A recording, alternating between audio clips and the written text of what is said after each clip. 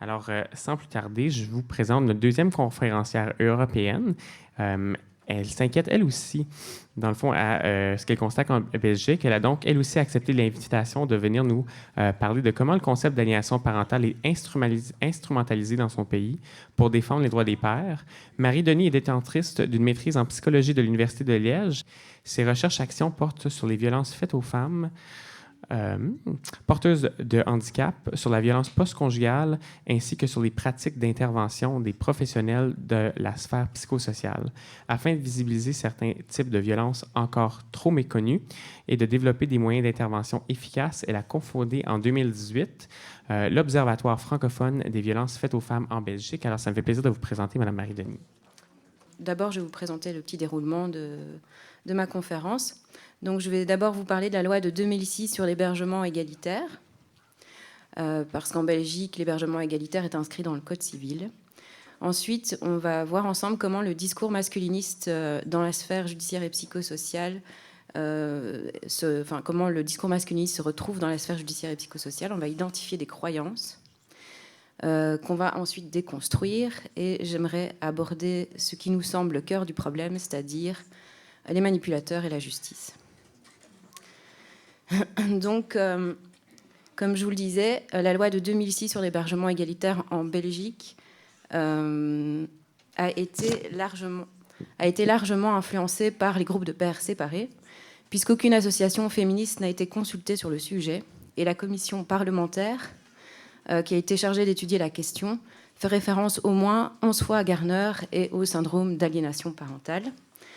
Donc, c'est Oriana Simonet de la SBL Femmes & Law, qui est avocate au barreau de Bruxelles, qui a passé en revue cette commission parlementaire et qui s'est rendu compte que clairement, ça avait été influencé par les mouvements de pères séparés.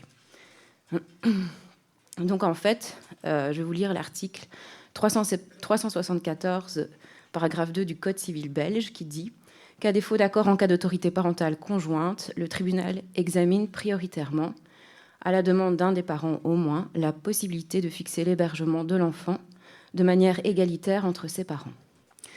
Alors, il nomme quelques exceptions, mais comme on va le voir, il est très difficile pour les juges de faire autrement que d'instaurer une garde partagée, surtout en cas de violence conjugale.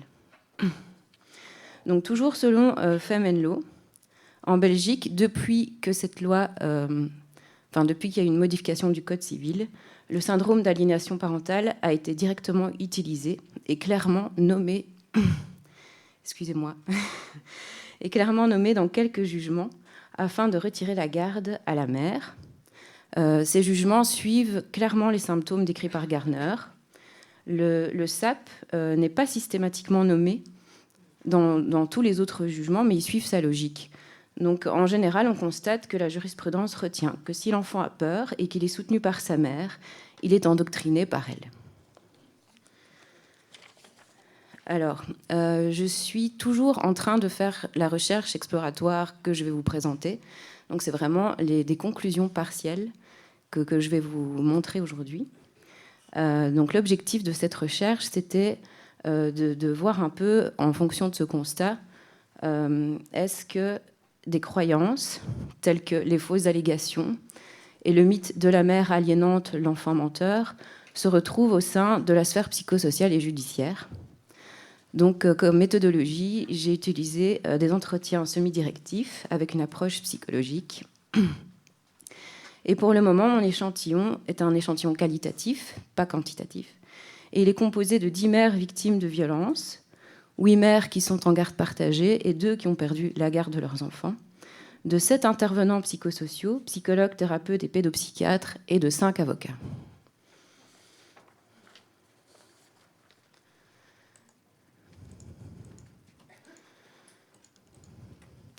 Donc, le discours masculiniste dans la sphère judiciaire et psychosociale, identification des croyances. Je vais d'abord lire le témoignage d'une thérapeute que j'ai rencontrée à Bruxelles. Elle exerce en planning familial et elle me dit « On a tendance à penser que les mères font de fausses accusations de violence conjugale ou d'agression sexuelle pour avoir la garde. Alors on met en place la garde partagée pour favoriser le droit des parents. Surtout le droit des pères violents, puisque les pères qui ont une relation saine sur un mode symétrique, même s'il y a des conflits avec leur ex, arrivent à une entente pour le bien des enfants. Donc ce qu'elle me dit, en fait, ça se retrouve pas mal dans les témoignages des avocats que j'ai pu récolter. Et donc je vais vous lire des exemples de propos tenus fréquemment par les avocats en Belgique. Donc je pose la question, est-ce que les violences conjugales sont prises en compte après une séparation pour la garde d'un enfant ? Extrait de réponse, les parents, souvent la maman, parce que c'est souvent la maman qui est victime de violences conjugales, ne peut pas tirer argument de cette violence pour obtenir des avantages au niveau de la garde des enfants. Si ce n'est, et c'est d'ailleurs les choses compliquées à expliquer aux mamans, il m'arrive souvent que des mamans arrivent et me disent « Mais quoi, avec tout ce qu'il m'a fait, il va pouvoir voir son enfant ? Mais oui, parce que ce n'est pas à votre enfant qu'il a fait du mal, et que votre enfant a besoin de se construire avec ses deux parents.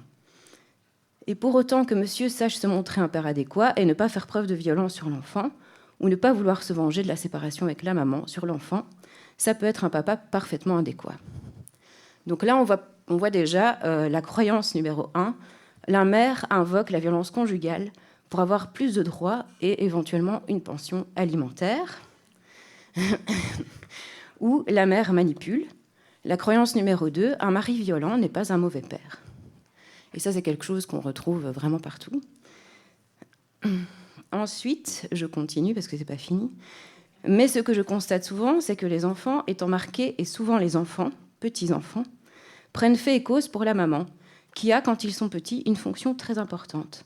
Elle est importante, même dans la construction de l'enfant. Comment dire, au niveau de son développement, pour qu'il se sécurise, on dit un papa, il est là pour apprendre l'ouverture sur le monde, et la maman, elle a une autre fonction. Enfin, je ne saurais pas bien l'expliquer. On voit déjà où ça va.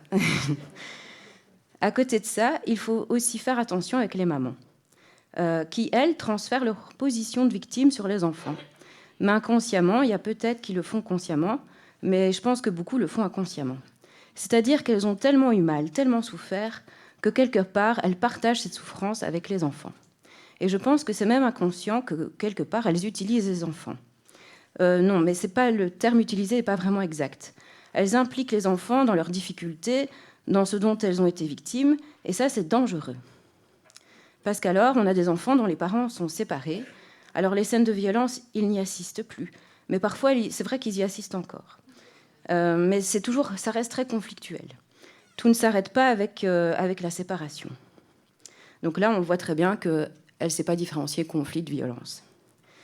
Mais parfois, au-delà de ça, on voit des enfants qui sont un peu instrumentalisés, et même inconsciemment par les mamans, alors mets une couche, qui transmettent leurs inquiétudes auprès des enfants, et les enfants sont des éponges.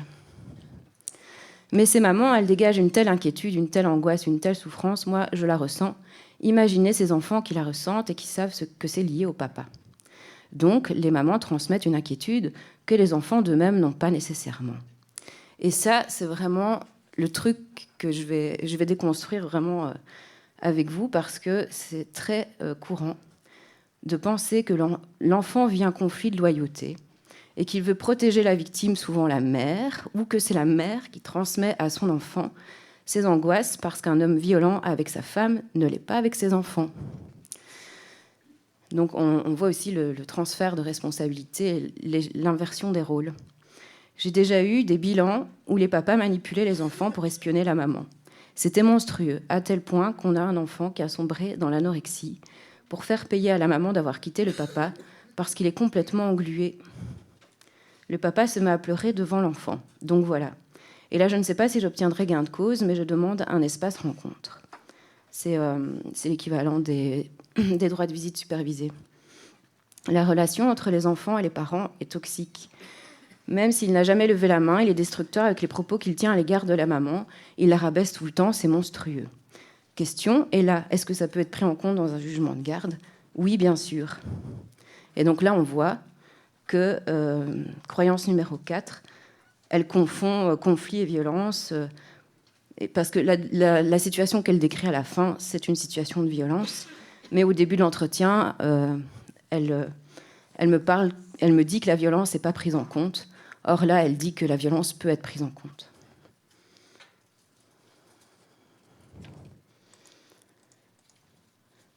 Donc voilà, on va travailler sur les 4 croyances les plus répandues et qui sont en lien avec l'idéologie du syndrome d'aliénation parentale. Donc les fausses allégations pour avoir la garde et une pension alimentaire. La violence conjugale, c'est rare, ce sont surtout des conflits. Un homme violent peut être un bon père. L'enfant vit un conflit de loyauté, l'enfant veut protéger la mère. C'est la mère qui transmet à son enfant ses angoisses et ses délires. Donc la violence conjugale, c'est rare. Je pense que vous savez, que tous ceux qui sont ici savent que non, mais quand même, je vais présenter des chiffres. Donc en Belgique, il y a près de 480 plaintes pour violence conjugale par mois dans la partie francophone. 70% des victimes sont des parents. Plus de 60% des situations de violence conjugale sont d'ordre psychologique. Et 36% des femmes sont victimes de violences physiques ou sexuelles. Selon la dernière enquête de l'Union européenne sur le sujet, une Européenne sur 3, donc 63 millions de femmes, ont vécu des violences. Chaque année, 13 millions d'Européennes vivent de la violence physique et 4 millions de la violence sexuelle. 43% des Européennes ont vécu de la violence psychologique. Donc, en fait, je voudrais ajouter que les cas de violence ne sont pas rares, mais qu'en plus, en Belgique, comme c'est le cas au Québec, je pense, on pousse beaucoup à la médiation, y compris dans les cas de violence conjugale qui passent pour des conflits, et que donc les cas de violence conjugale se retrouvent devant les tribunaux de la famille, qui, avec cette loi de 2006, a tendance à imposer la garde partagée dans des cas de violence conjugale, puisque, comme on l'a vu, il est très difficile de faire la différence entre conflit et violence. Donc l'impact sur les mères de cette situation, je voulais absolument donner la parole aux femmes en venant ici. Donc je vais lire des témoignages de mères qui parlent d'eux-mêmes. Alors la première femme, c'est Amy. Elle a une fille de 14 ans en Belgique. Donc le papa vit en Belgique. Elle a 2 autres enfants âgés de 27 et 29 ans qui vivent en Amérique du Sud. Elle ne peut pas retourner vivre avec eux car la Belgique l'oblige à rester sur le territoire belge afin de maintenir les liens entre sa fille et son père violent. Donc, violence institutionnelle. Elle m'explique que le SAJ, l'équivalent de la DPJ au Québec, lui tient des propos du genre... elle me dit qu'en fait, tous parlent de conflit et pas de violence, que le plus violent, c'est la justice et comment elle agit, le plus difficile, c'est la violence institutionnelle. Donc la première fois au tribunal, la juge ne m'a pas laissé parler, ni moi ni mon avocate, et elle m'a crié dessus parce que j'avais changé ma fille d'école sans demander à mon ex. Comme la juge a crié, j'ai réagi, j'ai élevé la voix pour dire que j'étais habituée à faire les choses seule, puisqu'il ne s'implique pas. Une personne présente a dit que j'étais violente parce que j'avais haussé le ton.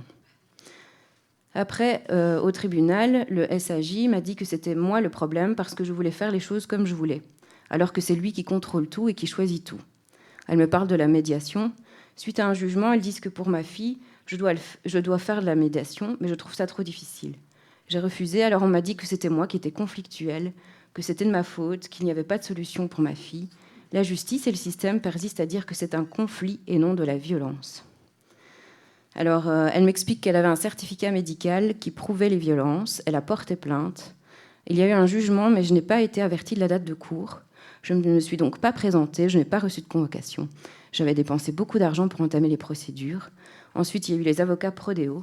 Maintenant, mon ex a lâché prise sur moi et il s'en prend à ma fille. Elle me dit qu'elle sait parfaitement. Amy me dit je sais que je dois retourner au tribunal, mais je trouve ça trop difficile, je n'ai pas le courage pour le moment. La justice et les avocats ne font rien, on le laisse tout faire, il a absolument tous les droits. Amy a peur, en gros, de retourner au tribunal parce qu'elle sait parfaitement que son ex pourrait gagner. Elle me parle de sa séparation en Amérique du Sud et elle me dit « Là-bas, je me suis déjà séparée et je n'ai pas été obligée d'avoir des contacts avec mon ex. J'avais plus de droits là-bas que ici et mon enfant aussi. Et après la séparation, la violence s'est arrêtée. Il n'a jamais utilisé l'enfant pour me faire du mal. » Elle me parle aussi du harcèlement au travers du système de justice. Elle me dit « Mon ex a inventé plein d'histoires sur moi, que j'étais une mauvaise mère, que je rentrais à 3h du matin. Et un jour, la police est venue chez moi pour vérifier. Ils m'ont interrogée, ils ont regardé mon frigo, ma poubelle, tout, ils ont tout fouillé. Il y avait des traces sur un mur à cause d'un chat. La police m'a demandé pourquoi c'était sale. J'ai dû leur expliquer que les taches ne partent pas même si je nettoie. L'histoire de Cécile. Alors là, accrochez-vous. Cécile a décidé de quitter son mari parce qu'il la trompait. Il lui a dit « Je me vengerai, je t'en ferai baver ». Il a fait passer Cécile pour une alcoolique. Comment ?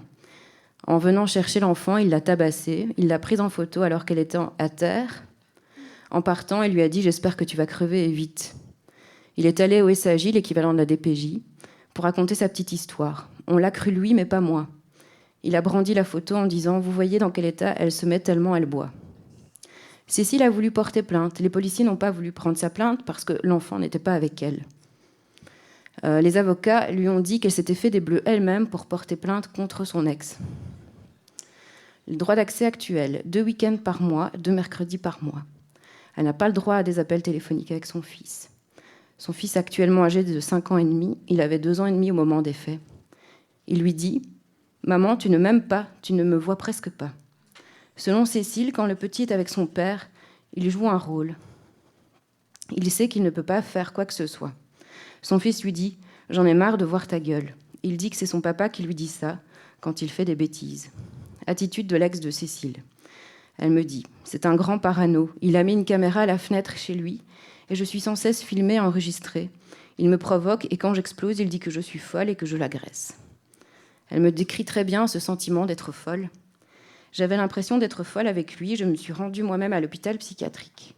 J'ai été passer des tests pour un éventuel diagnostic. La psychologue ne m'a pas diagnostiqué de maladie mentale, elle m'a dit que je devais quitter mon mari. Violence institutionnelle. Le SAJ n'a jamais fait d'enquête sociale. Le père est cru sur parole.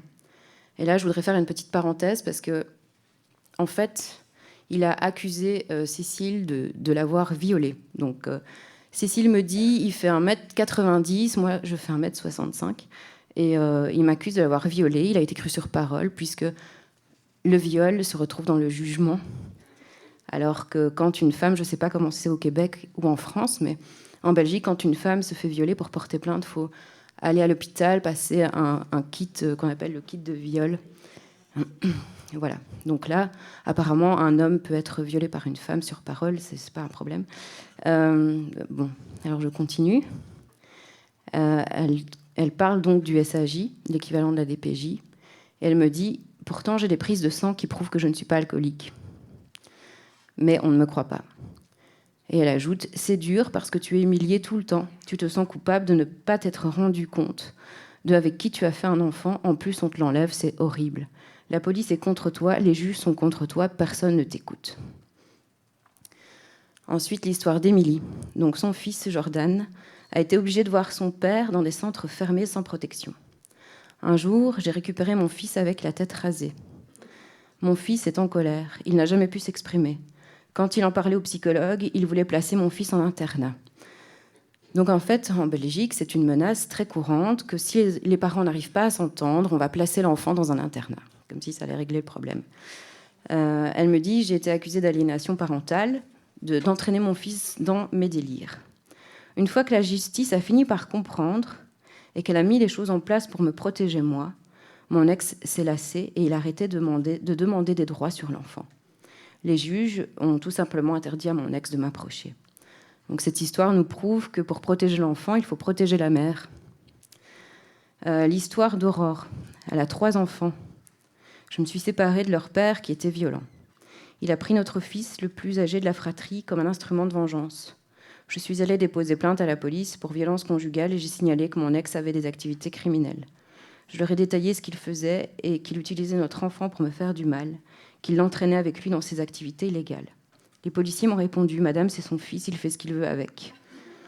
Ils ont nié ma parole, ils n'ont rien fait concernant les activités criminelles de mon ex ou pour sortir mon fils de cette situation. 5 ans plus tard, j'ai été convoquée en tant que témoin à la police. Alors, elle s'est retrouvée devant les mêmes personnes qu'elle avait rencontrées à l'époque. Ils voulaient que j'explique de nouveau les activités criminelles de mon ex et j'ai refusé. Je leur ai répondu que je leur avais tout dit et que je ne comprenais pas pourquoi tout d'un coup ma parole était crédible. Je leur ai dit que je les tenais responsables du fait que mon fils soit maintenant un criminel et je suis partie. Elle ajoute « Je souffre de ne plus voir mon fils. Il est devenu une pâle copie de son père. Il est dépendant de lui psychologiquement. Il n'est pas autonome. Il est détruit. L'histoire de Maryse. Donc, elle a une fille de 5 ans. Et elle me dit « J'ai été en couple avec un homme qui n'était pas son père pendant 3 ans. J'ai découvert qu'il me mentait. Il avait un passé judiciaire très lourd. Il se disait victime de fausses accusations de la part de son ex. Mais il est devenu extrêmement violent avec moi. Quand je l'ai quitté, il s'est mis à réclamer des droits d'hébergement sur ma fille. Le tribunal a tenu compte de son passé criminel et des violences conjugales à mon égard. Il n'a pas obtenu de droit sur l'enfant. »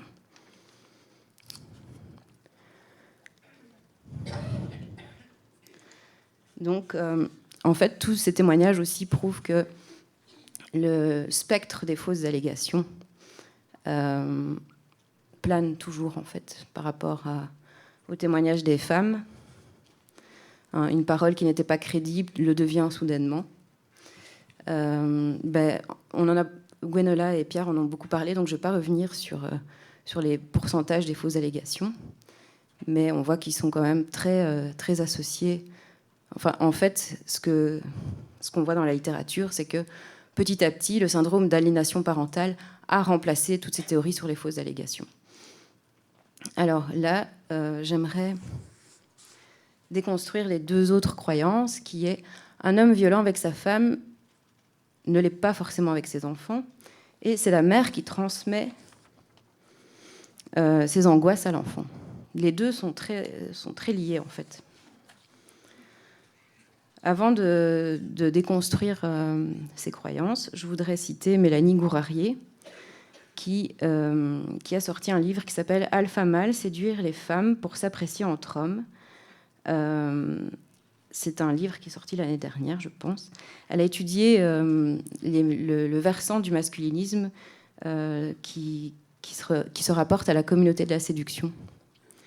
Et en fait, elle explique qu'aujourd'hui, il est vraiment difficile de dire qu'on est contre le fait que les femmes travaillent ou qu'on est contre la répartition des tâches. Donc, elle dit que la pensée masculiniste doit se renouveler pour continuer à avoir son efficacité politique. C'est pour ça que moi, j'ai essayé de comprendre d'où venaient ces 2 croyances. Et un peu comme le disait Mélissa ce matin par rapport à Garner, je pense que ça vient de tout ce discours comme quoi il ne faut pas faire tout un foin autour des agressions sexuelles et où on banalise vraiment les conséquences des violences conjugales. Notamment Yvon Dallaire, que je vais citer très brièvement, dans « Homme est fier de l'être », page 99-100, où il dit que la majorité des enfants ont vécu des activités sexuelles, y compris avec des adultes. Il cite une étude de Dr Michael Bormann, je ne sais pas qui c'est, et que celui-ci a démontré que la plupart des enfants n'avaient subi aucun dommage physique ou émotif suite à des abus. Et il continue, il dit « Encore une fois, la perception de la réalité, la fausse croyance en la vilainie des hommes et l'interprétation catastrophique des abus peuvent provoquer des réactions pires que la réalité de ces abus. » Donc en fait, si on l'écoute, il ne faut pas trop parler de ce qui se passe, il ne faut pas trop parler des conséquences, parce que ça aggrave en fait les symptômes. C'est pire que les abus eux-mêmes. Donc ce discours, il se répand un peu partout maintenant, il s'est transformé. Et ce raisonnement s'est transposé à tout type de violence. Donc c'est plus seulement concernant les violences sexuelles, c'est aussi concernant les violences tout court. Donc c'est des violences qui seraient exercées, enfin les conséquences des violences exercées seraient inventées par les mères, ou alors les conséquences des violences, c'est pas si grave. D'ailleurs, ça fait pas de toi un mauvais parent. Alors, j'ai interpellé certains intervenants sur justement cette question des conséquences des violences conjugales sur les enfants. Et voici ce qu'ils m'ont répondu. Ils m'ont dit « À partir du moment où l'enfant vit avec ses parents ou son parent, que celui-ci soit victime ou auteur, à partir du moment où il y a une dynamique de violence, l'enfant est pris dedans. Considérer que l'enfant n'est pas victime, c'est nier l'enfant. Donc oui, un homme violent avec sa femme l'est aussi avec ses enfants. Alors là, je vais un peu plus loin et je dis: sais-tu que le manque de positionnement ferme de la part des professionnels vis-à-vis des comportements de violence du père entraîne des croyances et que les avocats partent du principe que si les enfants sont stressés, c'est que les femmes violentées transmettent leurs inquiétudes et leurs peurs à leurs enfants. Qu'en penses-tu ? Elle me répond: c'est faux. Elles n'ont pas à porter la responsabilité du climat de stress induit par les comportements de l'agresseur. Comment peuvent-elles protéger leurs enfants alors qu'elles luttent pour leur propre survie ? C'est le climat qui est instauré par l'agresseur qui pose problème. Ce n'est pas parce que l'enfant ne voit rien qu'il ne sent rien. Et c'est pire quand les choses ne sont pas dites, nommées. C'est pire parce que c'est un non-sens pour les enfants qui, du coup, vont porter la responsabilité de ce climat et des violences. Quand les femmes se rendent compte de ça, elles aident les enfants à comprendre ce qui se passe afin d'aider l'enfant à sortir du non-sens et elles nomment les choses. À ce moment-là, la femme se fait accuser d'aliénation ou de vouloir la garde principale pour avoir de l'argent. Et donc là, je voudrais faire une petite parenthèse sur le fait qu'il y a un lien à faire entre stéréotypes sexistes, violence et conséquences psychotraumatiques. Donc, évidemment, les femmes sont plus susceptibles de développer des conséquences psychotraumatiques, étant donné que ce sont elles qui sont le plus souvent exposées aux violences. Donc, ces conséquences psychotraumatiques ne sont pas identifiées, ce qui aggrave les troubles. Les conséquences traumatiques vont avoir un impact sur des dizaines d'années. Et donc, ces violences produisent des conséquences qui servent à alimenter tous les stéréotypes sexistes qu'on connaît, comme la femme est folle. Ces stéréotypes justifient la domination masculine. Les femmes victimes de violences expliquent toutes que leur ex-conjoint les fait passer pour folles quand elles veulent dénoncer ce qu'elles subissent. Ce sont des violences psychologiques graves qui aboutissent à intégrer un schéma de soumission, parfois dès l'enfance, schéma alimenté par toutes les institutions. Et il existe un véritable déni de cette situation. Alors une façon de combattre cette réalité, c'est de commencer à s'intéresser à l'état de santé des mères, surtout quand elles sont victimes de violences. On constate que la violence conjugale, en plus de nuire au bon fonctionnement de la famille, va provoquer une détérioration de l'état de santé de la mère et par contre-coup une augmentation des problèmes de santé de comportement chez l'enfant. Le docteur Muriel Salmona explique que ces violences vont provoquer des troubles qui vont avoir des atteintes psychiques, neurologiques, des dysfonctionnements neurobiologiques et endocriniens. S'ils ne sont pas pris en charge, ils peuvent se chroniciser, durer de nombreuses années, voire toute une vie et s'accompagner de nombreuses pathologies. Ces troubles auront alors un impact catastrophique sur la santé et la vie personnelle, sociale et professionnelle des victimes et seront même un déterminant majeur de leur santé. Demandez-vous un peu comment une mère peut se reconstruire quand elle est sans cesse obligée d'être en contact avec son agresseur pour maintenir un lien avec l'enfant. C'est une catastrophe, c'est tout simplement impossible. C'est l'équivalent de la torture. Là, je voudrais vous passer une petite vidéo. Pourquoi je tenais absolument à vous montrer cette petite vidéo ? Je ne veux pas que ça se relance. Parce que, en fait, Muriel Salmona décrit clairement un processus où il va y avoir, comme elle dit, une anesthésie émotionnelle. Donc je me demande bien comment les femmes anesthésiées émotionnellement peuvent transmettre leurs émotions qu'elles n'ont plus à leurs enfants. Petite parenthèse.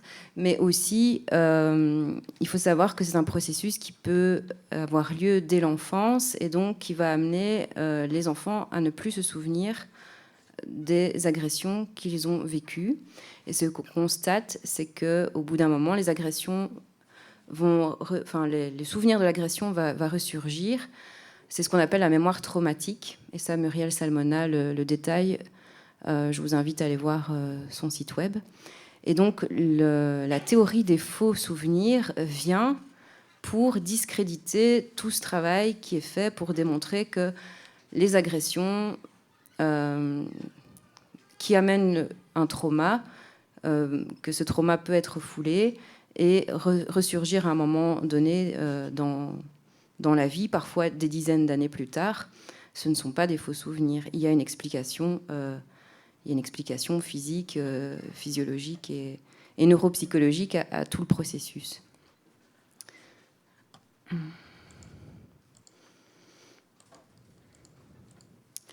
Alors, les conséquences du climat de violence sur le cerveau des enfants exposés, c'est Maurice Berger. On voit très bien la différence. Je pense que ça se passe de commentaires. Donc, je précise que la diapo de droite montre le cerveau d'un enfant qui est juste exposé. Donc, il n'est ni battu ni secoué. Ça, c'est les dégâts du cortisol, l'hormone de stress, sur le cerveau des enfants exposés aux violences. Donc, les conséquences sur les enfants, comme je le disais, ils vont se sentir responsables parce que pour eux, c'est un non-sens, ils ne comprennent pas la situation. Donc, ils vont porter la responsabilité des violences, parfois. Il y a un risque de reproduction du rôle de l'agresseur ou de la victime et l'intégration d'un schéma de soumission qui est un schéma d'assujettissement et d'abnégation. Donc, pour protéger l'enfant, il faut protéger la victime, qui, dans la grande majorité des cas, est la mère. Je vais essayer de vite passer cette partie. Donc, en fait, actuellement, ce qui se passe, c'est que le contexte social et les fausses croyances au sein du système de justice facilitent la prise de pouvoir des manipulateurs sur les victimes. Et c'est là où est la base du problème actuellement, en tout cas au niveau de la justice, parce qu'au niveau psychosocial, il y aurait encore bien d'autres choses à nommer. Il faut savoir que la manipulation fait partie intégrante du mode de fonctionnement de tout auteur de violence conjugale, ainsi que le chantage, le harcèlement et l'humiliation. Selon de nombreuses observations, la plupart des manipulateurs sont conscients du pouvoir et de l'influence qu'ils exercent sur autrui, mais tous ne prennent pas conscience des conséquences, souvent désastreuses, sur le psychisme de ceux qui les entourent. Eugénie Izard, qui est pédopsychiatre française, qui fait partie du fameux réseau REPEA, décrit la personnalité des pères incestueux comme étant une personnalité perverse et paranoïaque. Elle dit que ces agresseurs n'avouent en général pas. Ils soignent leur image, ils possèdent un pouvoir de persuasion et de séduction. Ils offrent aux juges toutes les garanties éducatives et affectives de la parentalité, alors qu'ils sont en réalité despotiques. Ils interdisent de penser, d'exister de façon différenciée d'eux. Ils soumettent par la peur, la terreur, l'emprise. Ces pères-là sont dangereux, violents, ce sont des destructeurs psychiques qui instrumentalisent l'enfant tout en accusant l'autre de ce qu'ils font eux-mêmes. Ils ont des délires tellement construits et raisonnés qu'ils contaminent les autres. Ils utilisent la scène judiciaire pour perpétuer leur violence. Leur jouissance peut aboutir dans un plan final de destruction où ils vont inverser les valeurs humanisantes et aboutir au contrôle de la justice en parvenant à la faire se retourner contre les victimes qu'elle est censée protéger. La mère sera punie, les enfants lui seront enlevés par pur désir de destruction et de vengeance. Il est difficile de faire acte plus sadique envers une mère aimante et bienveillante qui a juste voulu protéger ses enfants. Ce type de personnalité arrive souvent à bien se placer dans la société, à avoir un bon métier, des relations. Alors l'attitude des professionnels, en fait, les manipulateurs vont utiliser toutes les théories anti-victimaires pour...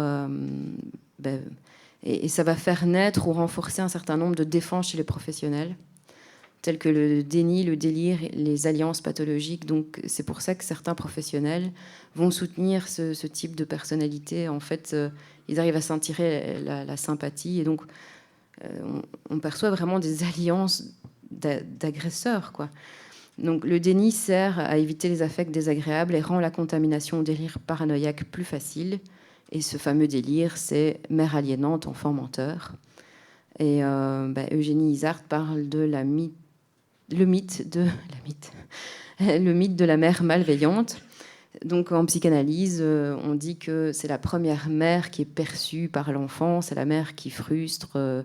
Et donc ça serait un espèce de délire où on passe de l'imagine, on fait sortir cette mère, on la rend réelle, en fait, au lieu d'essayer de réfléchir sur notre propre mode de fonctionnement.